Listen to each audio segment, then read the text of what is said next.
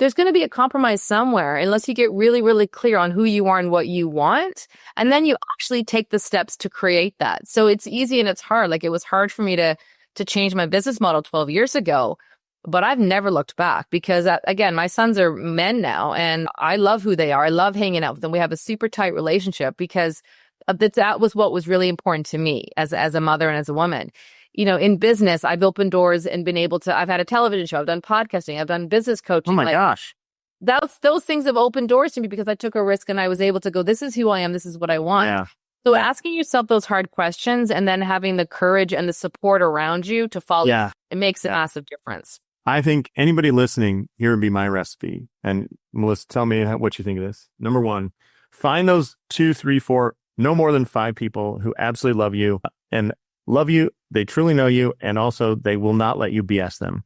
You know, I mean, it might be your Uncle Joe. It might be a business partner. It might be a pastor from church or something, but somebody that's like, hey, I'm going to give it to you straight because I love you that much. Mm-hmm. Find those people and then ask them like, hey, what do you think I do really well? And what do you think really lights me up business wise? Mm-hmm. Right. And they might say, so for example, like everybody talks about the Disney experience, right? Yeah. I remember talking to a friend of mine and he's like, God, that just sounds like a mess to me. And I was like, what? He's like, I want the most simple thing. I want it to be like, I want to be able to condense my entire business to one sheet of paper. To me, that's low stress. And I was like, are you serious? Like, I want to provide an amazing experience. He goes, nah, dude, you provide an amazing experience. You got to buy the right kind of toilet paper. I don't care what kind of toilet paper I buy. He's like, you need to buy the 2-ply expensive stuff. He's like, you got to buy the Windex that smells nice. I don't have to. He's like, I have a slick business, you know? He's like, you need to vacuum every night. I don't have to. And he's like, I don't want to do any of that stuff. Right. Yeah. And I'm like, wow, it's totally different. I never had he not shown me such a stark difference, I would have never believed it. But anyway, so find these people and then start at the most basic 2 questions that I think are really important to ask yourself. First one is, where do you want to live?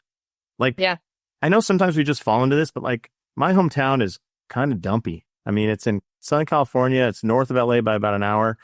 And even when I drive back today, there are all these unfinished sections and plots that just were like, and it's not inspiring to you. No. So now I live outside of Las Vegas. And one of the things I love is when they start building here, they finish it. Right. And there's not half-built places where people gave up. And for me, that's amazing. And Vegas is constant progress, right? Constant people turning over. And although it doesn't have the vegetation of probably like where you live or Lake Tahoe, where my family goes to vacation, I love how active and upbeat the city is. I love walking every morning in the fall and spring. But there's a point in the summer where I ask myself every year, why do we move here? Right. Why do we move here?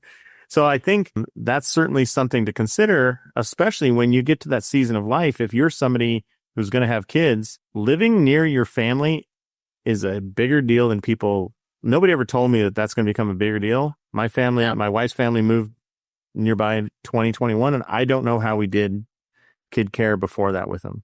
I mean, we use their help so often for little things that it's amazing. But nobody ever talked me through that and said like, hey, that's going to become an important thing. Now, to you, your boys, they don't need kid care. I mean, hell, they can pick you up and carry you to the mall now, right? Like, yeah, they sure can. It's not as important. So you can then decide where do I want to live from this point forward, right? Yeah. But I don't think people consider that enough in the professional sense. And then like as a professional, you know, like you're 2 hours from Toronto, asking yourself, do you want to live in a big city where you're a small fish, or move 2 hours and say, hey, like even with a 500 square foot office, I'm sure you're super well known in the medical community, you know, the healthcare community, because you're one of fewer people. So I think people asking themselves, where do you want to live? And then trusting that answer and making sure that if you're going to, like, for example, if you're going to get married, do they want to live in the same type of place? Like they love rural and you love city, or vice versa, you know?